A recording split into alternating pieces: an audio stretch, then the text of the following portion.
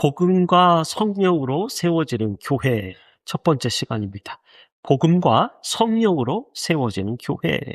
우리는 흔히 이제 교회란 무엇이라고 생각을 합니까? 우리가 여기 모인 것처럼 하나님을 믿는 사람들이 그냥 모인 곳을 교회라고 하나요? 하나님을 믿는 사람들, 그들이 모여서 예배하는 장소적 개념의 교회가 있습니다. 그런데 더 명확하게는 본질적으로는 장소적 개념보다는 예수 그리스도의 복음을 따라서 복음으로, 말씀으로 구원받는 사람들, 구원에 가까이 오는 사람들, 온 사람들, 구원받은 사람들이라고 하면 구원 못 받은 사람들도 있잖아요. 그러니까 예수 그리스도의 말씀, 복음으로 구원받은 사람들이 성령 안에서 예배하는 곳을 교회라고 합니다. 즉 다시 말해서 신약 성경의 개념으로서는 우리가 성전된 우리가 바로 교회이죠. 또한 하나님께서 명령하신 성경의 가르침을 따라서 성령 안에서 살아가는 성도들이 바로 교회인 것이에요. 독일의 신학자 한스 퀸은 그의 책에서 교회를 이렇게 정의 내립니다. 교회는 성령 안에서, 성령 하나님 안에서 예수 그리스도를 따르며 하나님의 나라를 증거하는 신앙 공동체다라는 것이에요. 표현은 약간 다르지만 같은 말입니다.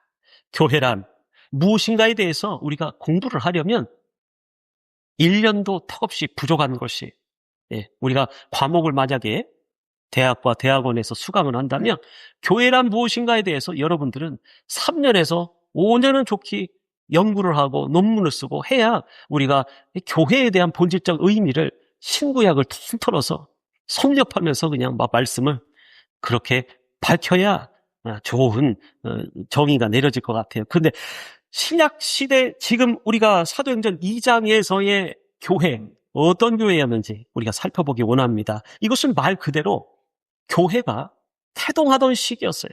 그래서 사람들은 훗날에 이 교회들을 두고 뭐라고 부릅니까? 초대교회라고 부르더라고요. 초대교회.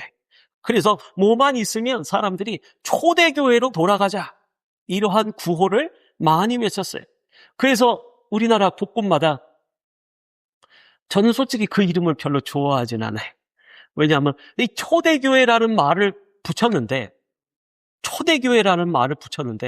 과연 이 시대 사람들에게 이 초대교회가 가능한가라는 그런 의문이 들었어요.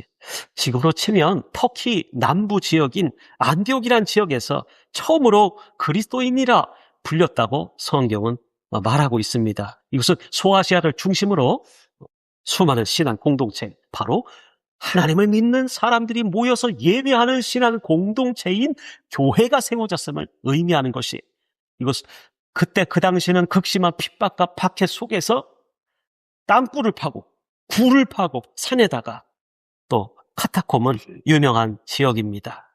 그렇게 목숨이 위태로운 박해를 받는 상황 속에서도 예수님을 믿는, 예수님을 따르는, 예수가 그리스도라고 믿는 신앙 공동체가 나라 곳곳으로 더 멀리 지역으로 번져갔다는 사실이 놀랍습니다.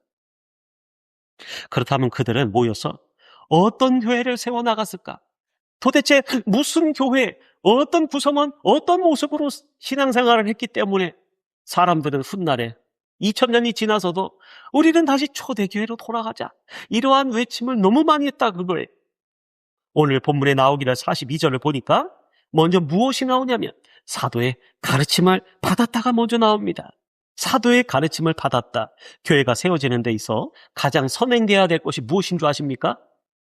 가르침을 받는 것이, 하나님의 말씀의 가르침을 받는 것. 이 쉐마라는 것도 마찬가지입니다. 우리가 들어라, 하나님의 말씀을 들어라가 먼저예요. 이스라엘아 들어라. 그런데 이 쉐마의 깊은 내용에 담긴 의미는 들어라 뿐만이 아니에요. 듣고 끝나면 안 돼요. 너희가 들은 대로 실천하여 살라, 그 뜻이 들어있어요. 들은 대로 실천하여 사는 사람들이 참된 그리스도인이요 예수의 사람들이 될 것이다 그거예요. 그러면 살지 못하는 사람들은 뭐예요? 들었으니까 복음을 알아요. 하나님 살아계심 알아요. 무당들도 안 돼요. 결국에는 하나님이 최고신이래요. 자, 그런데 그 사람들이 구원에 이룰 수 있을까요? 왜 못 이룬다고 생각합니까? 살지 않았기 때문에, 따라 살지 않은 것이에요. 말을 안 들은 거예요. 하늘 아버지의 말씀하신 대로 우리가 따라 살기를 거부한 것이에요. 그러므로 나는 너를 도무지 모르노니 라고 했다라는 것이에요.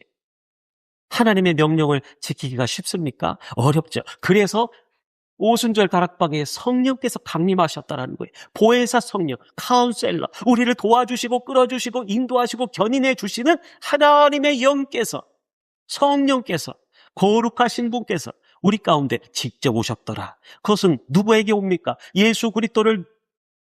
예수님을 그리스도라고 주로 믿는 사람들, 그 사람들, 간절히 원하는 사람들, 나 스스로는 구원받지 못하니까 하나님, 나를, 이 죄인을 살려주세요, 용서해주세요, 그렇게 간절히 찾는 자에게 성령이 오시더라고요. 예수를 믿으려는 마음이 없는데 성령이 오십니까? 절대 그럴 수 없어요. 삼위 하나님은 한 분의 하나님이시기 때문에 그렇습니다.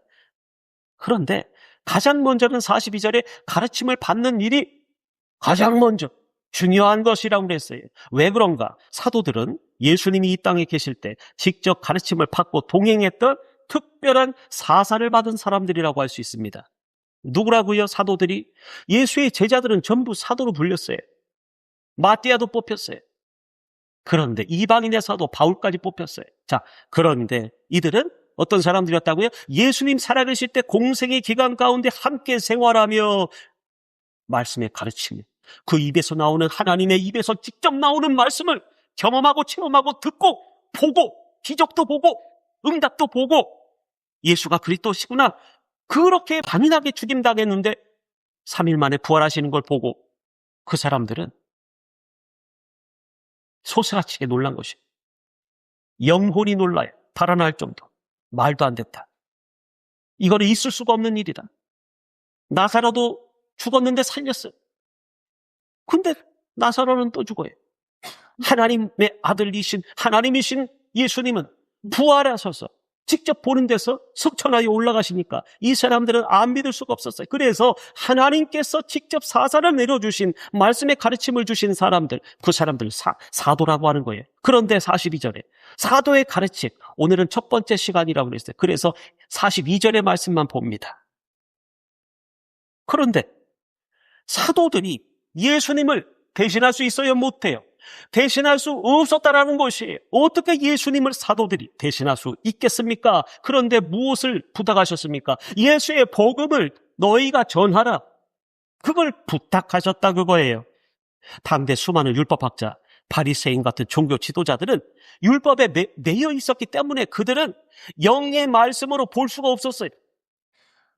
영적으로 깨어 있어야 된다라고 말하잖아요. 육신으로는 깨어 있고 지식으로 받아들이면 그게 영적인 깨달음이 와요, 안 와요?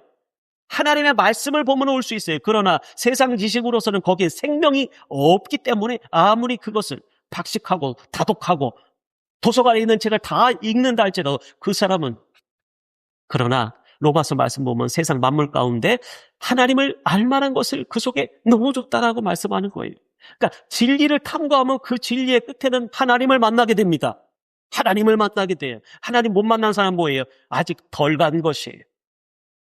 전공자들이 아직 덜 전공해 본 거예요. 음악을 연주하더라도 하나님의 도에 이를 수가 있어요. 진리에 이를 수가 있어요. 그래서 그들은 생명 진리이신 예수님을 전혀 알아보지를 못했다라는 것이, 그렇게 이 땅에서 예수 그리스도와 복음에 대해서 가장 온전하게, 명확하게, 정확하게 전할 수 있는 누가 있었어요? 사도들이 있었다라는 것이. 왜 교회가 세워지는 데 있어 사도들의 가르침이 먼저였을까 하는 것입니다. 이것에 대한 답은 어렵지 않아요. 예수님을 가까이 지내고 배웠던 자들이 바로 사도들이었다라고 말씀드렸어요. 그래서 오늘날 현대 교회에서는 목회자의 존재와 가르침의 역할이 중요한 이유도 바로 여기에 있는 것이에요. 우리가 교회에 들어오면 세상에서 살다가 들어왔기 때문에 교회법을 알아요? 교회 생활을 알아요? 쭈뼛쭈뼛 하면서 눈치 보면서 모르는 찬양도 따라하고, 어떻게 기도하는 거, 처음에 기도하는 거 알아요? 대표 기도 시키면 큰일 나요. 시험 들어서 교회 안 나와요. 앞에서 저처럼 청년 시절에 교회 나왔는데 그냥 가장 부끄러움을 많이 탈 때였어요. 율동을 시키니까 내가 이 교회 나오나 봐라 그러고 그 교회 나갔잖아요. 근데 그게 그래도 나갔어요. 왜 그래요? 하나님이 날 붙잡아 두셨기 때문에. 수치스러움 때문에 내가 그 교인들 앞에 내가 얼굴을 들고 살 수가 없었어요. 날 율동을 시키는 바람에. 내가 1년도 안 됐는데 나를 율동을 왜 시켜? 제가 인상은 좋잖아요. 그러니까 나를 자꾸 시키려고 그러더라고요. 얼마 전에도 교회가 한 군데 생겨났는데 한 담임 목사님을 원하고 있었어요. 왜냐하면 어느 교회, 큰 교회에서 분립개척을 해가지고 한 성도들이 지금 50명 모여 있는데 담임 목사님을 원한다라는 것이. 이제 담임 목사님만 모시게 되면 사회 제도권 안에서 떳떳하게 교회라는 것이 성립하게 되기 때문입니다. 간혹 왜 목회자가 필요할까라고 우리는 생각하기도 합니다. 그래서 목회자 없이도 성도들끼리 모여서 예배하는 공동체가 교회라고 했지 않느냐? 자, 그런가요? 하나님의 신구약 성경을 자세히 살펴보면 하나님은 절대 그렇지 않아요. 백성이 지도자를 세우시고 모세와 아론을 세우십니다. 각각의 역할이 있었다라는 것이. 그래서 교회를 세워가는 데 있어서 이러한 방식은 우리가 제정하고 우리가 세우는 규칙이 아니라, 법률이 아니라, 법칙이 아니라 하나님이 정하신 법칙이라는 것이에요. 우리는 그래서 어떻게 합니까? 배워야 돼요. 하나님의 말씀의 가르침을 배워야 그리스도인이 될 수 있다. 근데 제가 건방지게 그렇게 기도했다니까요. 그 교회, 율동시킨 그 교회 내가 나가기 전에 하나님, 나는 교회를 안 나가고도 나는 하나님 믿을 수 있을 것 같은데요. 야, 너 착각이다 그거에. 당장에 그 다음 날로 그 교회 집사님이 나를 전도를 했어요. 이건 분명히 하나님의 응답하심이구나 라고 생각하고 제가 그 교회를 안 떠나고 지금까지 이렇게 성장한 것입니다. 하나님께서는 구약시대 때부터 이미 각 사람에게 거룩한 직분과 역할을 분배하고 지정해 주셨어요. 그러니까 그 역할을 뛰어넘으려고 하면 돼요, 안 돼요? 남의 역할이 부럽고 내가 저걸 하고 싶다고 해서 그렇게 바꿔서 하면 돼요, 안 돼요? 그러면 질서가 어긋날 것입니다. 자, 교회 안에서 맡은 모든 직임은요, 그것이 크든 작든 간에 우리가 생각할 때, 볼 때 말이에요. 하나님께서 각자에게 맡겨주신 거룩한 뭐가 주어져요? 책임이 주어지더라 그거예요. 하나님은 어지러움의 하나님이 아니시고 질서의 하나님이심을 여러 차례 말씀하고 계세요. 아무렇게나 역사하시지 않으세요. 우리는 오케스트라 연주를 볼 때 제가 큰 돈을 들여갖고 그런 공연을 가보는 싶은데 가지를 못해서 영상으로만 가끔 봅니다. 그러면 은혜와 감동 속에서 내 마음의 내면이, 흐트러진 내면이 아주 아름답게 정리가 되는 것을 느낄 수가 있어요. 그래서 사람들은 그걸 들으면서 힐링한다라고 생각합니다. 저 또한 그렇습니다. 수많은 악기들의 그 연주를 하는 사람들이 오직 누구에 맞춰서? 지휘자 한 사람의 손짓에 맞춰서 집중하면서 자기 소리를 낼 때 비로소 어떤 소리가 나요? 불협화음이 아니라 아름다운 소리로서 웅장하고 감명 깊게 들리더라 그거예요. 그런데 만약 어느 한 연주자라도 지휘를 벗어나서 자기 흥에 겨워서 자기가 갑자기 마음대로 연주를 하기 시작하면 어떻게 되겠어요? 그 합주는 깨어지는 것이. 그날 비싼 티켓을 내고 들어간 사람들은 야, 이거 큰일 났구나, 돌려주시오, 이럴 수도 있다는 것이. 수많은 사람들이 함께 연주하던 그 아름답던 감동은 일순간에 무너집니다. 아무리 훌륭한 연주가라 할지라도 원작자가 만든 악보가 기준이라는 사실이 거기서 시작돼요. 아무리 좋은 연주도. 편곡도 마찬가지. 기준에 대한 원작자의 악보에서 시작된다는 것이에요. 여기서 중요한 건 뭐예요? 하모니라 그거예요. 연합이라 그거예요. 예배가 그렇다라는 거예요. 찬양이 마찬가지, 봉사가 마찬가지, 질서대로 정연하게 할 수 있다라는 것이. 그래야 예배가 받아들여지는 예배가 될 것입니다. 여러분은 그런 신앙 공동체로 있어요. 내가 원치 않든 간에, 원하든 간에, 원치 않든 간에. 왜? 교회에 나왔거든요.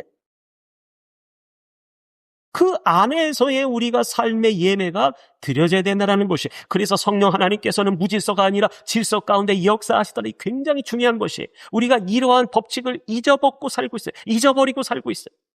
교회가 세워지는 것도 순서가 있어요. 성령의 나타나심과 능력과 기적 행하심, 그렇게 나타나는 일도 하나님께서 세우신 질서와 방법대로 역사하신다는 것이지, 그냥 무작위로 아무 때나 역사하세요, 안 하세요? 안 그러세요. 때가 차야 돼요. 때가 돼야 돼요. 응답이라는 것은 때가 있어요. 아무렇게나 하나님이 우리를 만져주시고 역사하시고 그래요? 우후죽순 교회가 생겨납니까? 그러면 우후죽순 다 무너질 것이에요. 없어질 것이에요. 사라질 것이에요. 하나님이 원하시고 하나님이 바라시는 그 희망과 소망 가운데서 그 마음을 받은 사람들을 주축으로 해서 거기에 누가 있어야 돼요? 이끄는 자가 있어야 된다라는 것이, 이끄는 자 없이는 그 공동체는 갈 수가 없어요. 어디로 갈지 방향과 목적이 불분명하기 때문인 것이. 우리는 생각하기를 때때로 왜 성령께서 우리 가운데 역사하시지 않으실까? 왜 하나님께서 나의 기도에 응답하지 않으실까라고 궁금해하며 고민하며 답답해하며 그렇게 지낼 때가 상당히 많습니다. 그러나 그 원인을 우리는 하나님께 돌리지만, 하나님께 돌리기보다는 먼저 우리의 지나왔던 삶 속에서 찾아봐야 될 것이. 왜 그렇습니까? 그 해답이 지금까지 우리가 하나님 앞에서 살아온, 어떻게 살아왔는지 인생의 기록지처럼 기록되어서 우리 삶 가운데, 과거의 시간 가운데, 내가 나의 삶을 살아온 그 과정의 시간 가운데서 내가 기억 못할지라도 하나님은 기억하시더라고요. 그 안에 담겨 있는 것을 하나님은 아세요. 우리는 잊었을지라도. 그런데도 불구하고 우리는 어떻게 해요? 날마다 내가 좋은 것만 구하는 것이에요. 역사가 됩니까? 안 됩니까? 잘 안 되죠. 만일 하나님께서 이미 가르쳐 주심에도 불구하고 하나님이 나에게 주시고 요청하시는 말씀은, 그 생명의 말씀, 가르침의 말씀, 인도하는 말씀은 외면한 채 그렇게 자신의 뜻과 욕심을 하나는 품고서 살아가고 있으면서 이루어 달라고만 적극적으로 기도하고 일방적인 기도만 하나님 앞에 올려드리는 기도, 그러한 신앙은 응답받을 수가 없다라는 것이, 하나님은 그 사람의 기도에 응답을 못해줘서가 아니에요. 순서가 있다는 거예요. 질서가 있다는 거예요. 어떻게 가르침을 받고 고침받아야 될 줄 믿으시기 바랍니다. 달라져야 된다는 거예요. 이미 내가 만든 인생의 시간에 담긴 그동안의 삶이 있었다라는 것이에요. 그걸 기억하세요. 내 삶은 남의 삶이 아닌 것이에요. 내가 그동안 그렇게 살아왔기 때문에 내 몸에 축적이 됐고 내 신앙의 믿음의 기록지에 하늘나라의 행위책에 기록되어 있다라는 사실이에요. 그 모든 내용을 무시한 채로 그저 응답해 주시기에는, 하나님은 질서의 하나님이시기 때문에, 하나님은 못해서가 아니라, 안 해주고 싶어서가 아니라 안 해주신다라는 것이에요. 못해준다라는 거예요. 주시고 싶으실 때 질서대로 해야 되기 때문에, 그래야 고침받고, 그래야 달라지고, 그래야 선한 역사가 나오고, 그래야 하나님께서 원하시는 뜻대로 우리의 공동체가, 교회가 이 나라 이 땅 가운데, 가정 가운데도 세워질 줄로 믿습니다. 그렇다면 교회가 세워질 때 가장 먼저 이렇게 이처럼 사도의 가르침을 배우고 따르도록 하신 이유가 무엇일까요? 금요일에도 말씀드렸다시피 우리가 살아가는 이 세상은 이미 죄로 얼룩진 세상을 살아가고 있다는 것이에요. 그래서 모세에게 하나님을 가까이 할 때 떨기나무 불꽃 가운데서 모세야, 가까이 하지 말라. 내가 선 땅은 거룩한 땅, 내가 선 곳은 거룩한 땅이니 내 발에서 신발을 벗어라 라고 했습니다. 교회를 다닌다고 하나님을 가까이 했다고 해서 그 사람이 변화됩니까? 쉽사리 변화되지 않는 존재가 인간이라는 것이에요.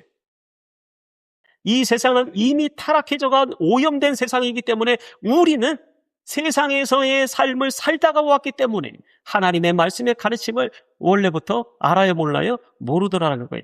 모르고 들어왔다라는 것이. 초대교회는 오직 예수 복음 중심으로 잘 세워진 교회라고 봐집니다. 예수 복음이 그 마음의 삶의 신앙의 중심으로 자리 잡았다라는 것이 롤모델과 같은 교회라고 볼 수 있어요. 오늘 말씀에서도 서로 교제하고 서로 떡을 떼고 빵을 나눠서 먹고 그 다음에 물건을 통용하고 모이면 기도하고 아주 이상적인 교회로 보입니다. 하지만 지금은 초대교회와 같은 생활이 저는 불가능하다고 생각합니다. 초대의 교회와 같은 교회를 만들기에는 이 시대가 너무 타락했기 때문에 지금 이 시대와 우리가 살아가는 시대는 이전 세대보다도 더 점점 악해져 가고 있어요. 급속도로 오염되어서 전염되듯이 물들어가고 있어요. 재산을 다 팔아서 교회 공동체로 모여 군집을 이루며 산다? 많은 곳을 보십시오. 수많은 이단 교회들이 전부 다 기독교를 물을 흐려놓고 있었어요. 어떻게 그럴 수가 있겠어요? 이단뿐이 아니에요. 다른 타종교에서도 이러한 일이 지속적으로 일어났어요. 밖에서는 기독교인이라고 말하고 다니기 힘들 정도라는 것이에요. 지금 우리는 그런 시대를 살아가고 있기 때문인 것이에요. 교회의 이름일지라도 선한 것을 찾기가 힘든 시대를 살아가고 있어요. 교회 교인이라고 해서 보증수표가 안 되는 것입니다. 죄악된 세상 가운데 교회 또한 세상과 다를 바 없는 모습을 보여주고 있다는 것이, 그럼 초대 교회에는 과거에 묻힌 교회의 그냥 모습일까? 우리가 그냥 선망의 대상일까? 아닙니다. 우리가 무엇을 배우고 본받을 수가 있겠습니까? 돌이켜보면 30년 전, 40년, 50년 전에 교회에 모였던 사람들은 이랬었지 하는 추억이, 기억들이 있으실 겁니다. 네, 맞습니다.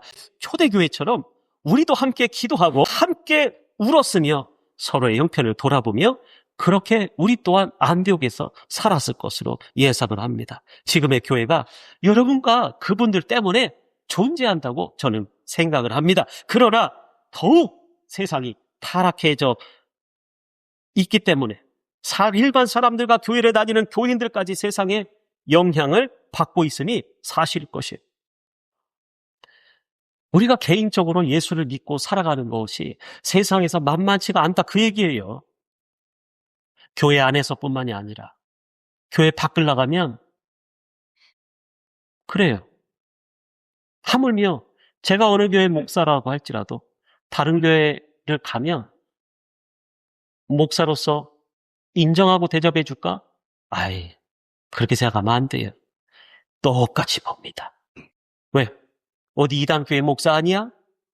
어디 이상한 데서 신학한 사람 아니야? 저 사람이 어떤 사상을 가지고 있을지 우리는 모르는데 하면서 전부 다 색안경을 끼고 봐요. 자, 우리 교회 안에도 누군가 들어와요. 저 어디 이단 교회에서 온 거 아니야? 신천지에서 파송한 거 아니야? 왜 그래요? 하도 가라지가 많기 때문에. 하도 그러한 일이 비일비재하고 교회를 혼란스럽게 하고 교회를 분리시키고 회방지를 하는 그러한 세상 가운데서 살아가고 있다. 누가 타켓이에요? 세상 왕은 기독교인들이 타켓이라는 거예요. 다른 누구도 아니에요. 다른 종교도 아니에요. 다른 종교 건드리는 거 보셨어요? 잘 안 그렇습니다. 오직 예수 종교, 예수 종교인들, 예수를, 하나님을 믿는 그 사람들이 세상 왕의 타켓이라는 것이, 세상이 아무리 그래도 타락하고 교회가 세상의 영향을 받아 휘청거리는 것처럼 보일지라도 하나님의 해답은 변해요, 안 변해요? 변함이 없다라는 것이에요. 그래서 2000년 전에 이 성경 역사를 우리가 지금도 보고 있어요. 핍박과 박해가 따르던 시대 가운데서도 초대교회가 빛을 발할 수 있었던 것은 오직 복음과 뭐 때문이에요? 성령의 인도와 역사 때문이라는 것이. 사람들은 사도들의 가르침을 따라서 복음인 말씀 안에서 변화되고 성령이 하시는 역사 가운데서 그들은 점차로 하나님의 사람으로 변해갔어요. 어떻게 해요? 어떻게 된다고요? 즉 정답을 다 말씀드렸어요. 하나님의 말씀의 가르침대로 복음을 생명과 같이 내가 받아들이고 성령의 인도를 따라갈 때 우리는 점차로 그리스도인으로서 하나님의 사람으로 변해간다는 것입니다. 교회 안에 모든 것을 질서에 맞춰 순종과 순리대로 그들은 통용했다고 보여집니다. 서로 사랑하라는 예수님의 가르침을 몸소 실천했다는 것이에요. 그래서 우리가 힘들다라는 것, 그렇게 말씀드린 것이. 그렇게 살기가 힘들어요. 현실적으로 매우 힘듭니다. 모든 재산을 다 팔아 교회의 공동체는 묶이기에는 이 시대 가운데 제약과 어려움이 많다라는 것이에요. 그럼 가정은 어떡하고? 전부 다 들어와야 돼. 우리는 초대 교회의 모습이나 성경에 나온 그대로를 따라하기에는 어려움과 제약이 그래서 너무 많다라는 것입니다. 그러나 초대교회를 이끌었던 복음의 본질과 성령의 역사는 오늘날 우리 가운데서도 동일하게 역사할 수 있음을 믿으시기 바랍니다. 그러기 위해서는 먼저는 질서가 필요합니다. 성령께서는 절대로 무질서 가운데 역사하시지 않으심을 명심하십시오. 제가 뭐라고 말씀드렸습니까? 다시 한번 반복하기를, 우리의 삶 가운데 정리돼야 될 부분들이 있다라는 말씀이에요. 그거를 무시한 채로 하나님 앞에 내가 원하고 간구하고 갖고 싶은 것만 달라고 한들 그게 돼요 안 돼요? 안 된다라는 것이에요. 천국에 가면 조금 주실 수도 있어요.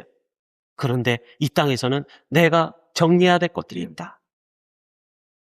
하나님은 무질서가 아니라 질서의 하나님이십니다. 하나님의 교회가 세워지는데 여러분 한 사람 한 분 한 분이 하나님의 법도를 깨닫고 하나님의 가르침을 깨닫고 우리에게 교회에 주신 하나님의 말씀을 깨달아서 성령이 이끄시는 하나님의 교회로서 여러분의 가정 가운데서도 성전된 우리 가운데 우리 자신부터가 하나님의 사람으로 세워질 때 우리의 모든 교회 공동체 식구들이 하나님의 교회, 하나님께서 칭찬하시는 그런 아름다운 교회가 세워질 줄로 믿습니다. 하나님 사도들의 가르침대로 교회가 세워지고 그들이 예수를 믿어 구원에 이르렀던 것처럼 우리 또한 교회의 가르침을 따르고 지금 시대에 하나님이 원하고 바라시는 우리 자신이 성전이 되어져 가기를 원합니다. 교회 안에서의 하나님이 원하시는 질서의 모습이 우리 신앙 깊숙이 자리 잡아서 더욱 온전히 하나님께 깨끗하게 올려드리는 공동체가 되게 하여 주시옵소서.